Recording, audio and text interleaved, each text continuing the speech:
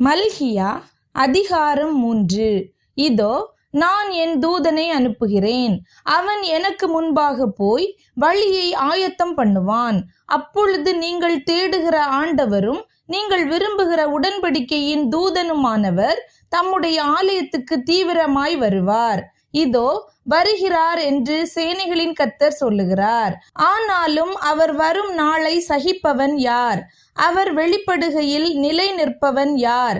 அவர் புடமிடுகிறவனுடைய அக்கினியைப் போலவும் வண்ணாருடைய சவுக்காரத்தை போலவும் இருப்பார்.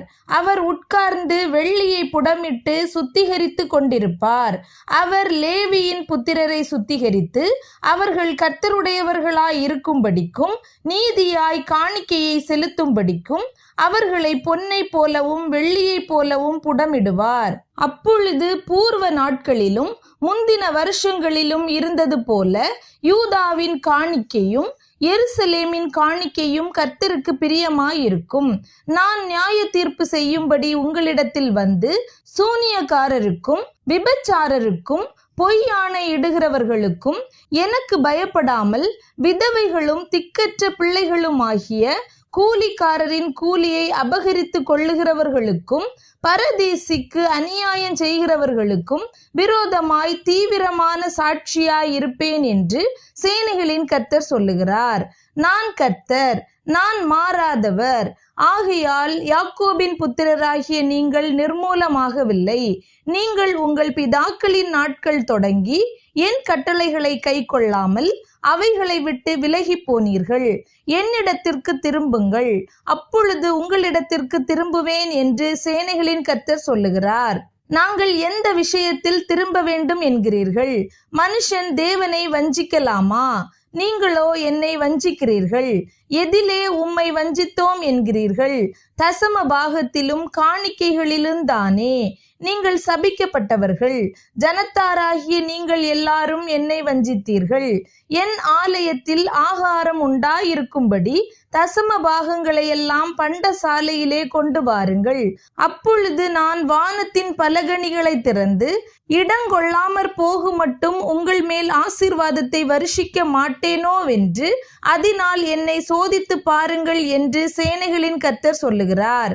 பூமியின் கனியை பட்சித்து போடுகிறவைகளை உங்கள் நிமித்தம் கண்டிப்பேன். அவைகள் உங்கள் நிலத்தின் பலனை அளிப்பதில்லை. வெளியில் உள்ள திராட்சை கொடி பழமில்லாமற் போவதும் இல்லை என்று சேனைகளின் கர்த்தர் சொல்லுகிறார். அப்பொழுது எல்லா ஜாதிகளும் உங்களை பாக்கியவான்கள் என்பார்கள். தேசம் விரும்பப்படத்தக்கதாய் இருக்கும் என்று சேனைகளின் கர்த்தர் சொல்லுகிறார். நீங்கள் எனக்கு விரோதமாய் பேசின பேச்சுகள் கடினமாய் இருக்கிறது என்று கர்த்தர் சொல்லுகிறார். ஆனாலும் உமக்கு விரோதமாக என்னத்தை பேசினோம் என்கிறீர்கள்? தேவனை சேவிப்பது விருதா, அவருடைய கட்டளைகளை கை கொள்ளுகிறதினாலும் சேனைகளின் கர்த்தருக்கு முன்பாக துக்கித்து நடக்கிறதினாலும் என்ன பிரயோஜனம்? இப்போதும் அகங்காரிகளை பாக்கியவான்கள் என்கிறோம்.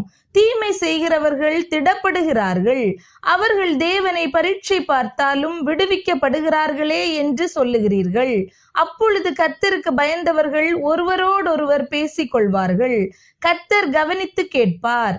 கர்த்தருக்கு பயந்தவர்களுக்காகவும் அவருடைய நாமத்தை தியானிக்கிறவர்களுக்காகவும் ஞாபக புஸ்தகம் ஒன்று அவருக்கு முன்பாக எழுதப்பட்டிருக்கிறது.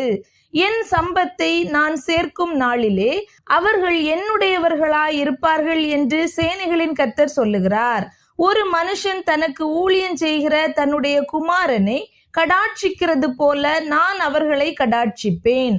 அப்பொழுது நீங்கள் நீதிமானுக்கும் துன்மார்க்கனுக்கும் தேவனுக்கு ஊழியம் செய்கிறவனுக்கும் அவருக்கு ஊழியம் செய்யாதவனுக்கும் இருக்கிற வித்தியாசத்தை திரும்பவும் காண்பீர்கள்.